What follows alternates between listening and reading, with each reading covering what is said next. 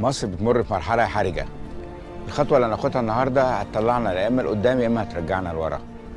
احنا في المصريين الأحرار عندنا أولويات محددة وخطة واضحة لتحقيق كل أمالنا وأهدافنا. نوفر وظيفة لكل شاب مصري، مش وظيفة وخلاص، وظيفة تضمن له كرامته. هنقضي على الفقر.